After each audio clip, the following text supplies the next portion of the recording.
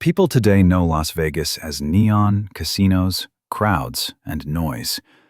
But the truth is, this city began in silence, in dust, in heat, in a place so empty that even the tumbleweeds looked lonely. Before Las Vegas became a playground, it was nothing more than a pit stop on the old Spanish Trail, a dusty crossing in the Mojave Desert. Travelers called it Las Vegas, meaning the meadows, because underground springs pushed just enough water to create patches of green in the middle of nowhere. Imagine that. The future gambling capital of the world started as a watering hole for traders and horses. For decades, nothing much changed. Heat, sand, water, and emptiness. Then came the railroad. In 1905, the San Pedro, Los Angeles, and Salt Lake Railroad chose this little oasis as a stop between Salt Lake City and Southern California.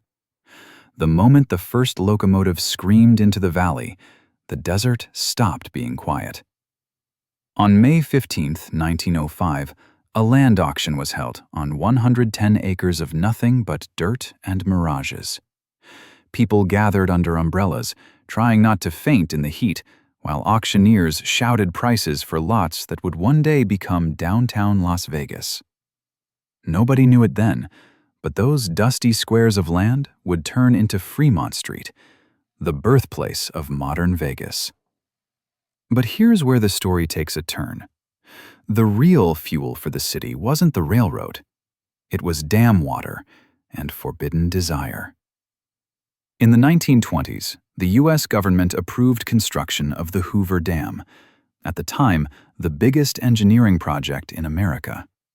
Over 5,000 workers poured into the Las Vegas Valley. Most men lived in Boulder City, where rules were strict: no alcohol, no gambling, no fun. So where did they go on weekends? You can guess.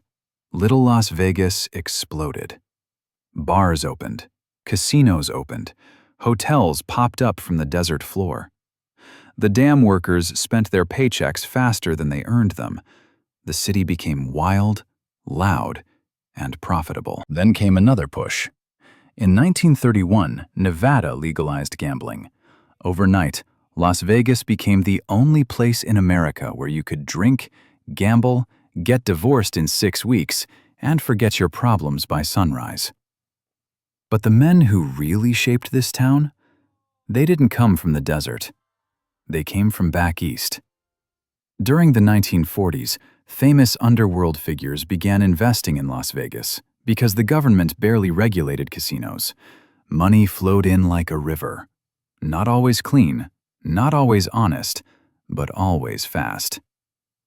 One fact most people don't know: the first luxury casino on the Strip, the Flamingo, was built by mobster Bugsy Siegel, who believed Vegas would one day be the Hollywood of the desert.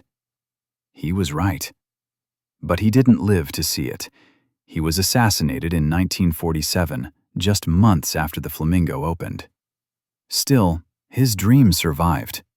The Strip kept growing, with money from entertainers, businessmen, organized crime, and later, corporate investors.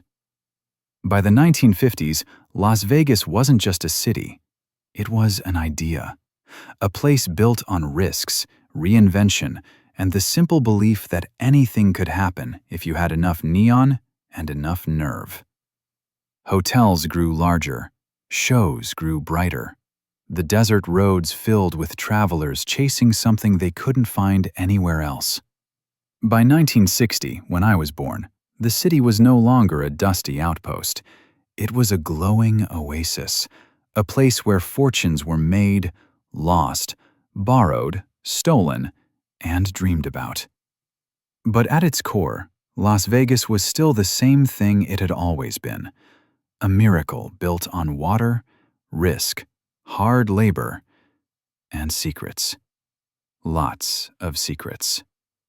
And in the next story, I'll tell you about one of the strangest secrets buried under this city, a piece of history most people have never heard about.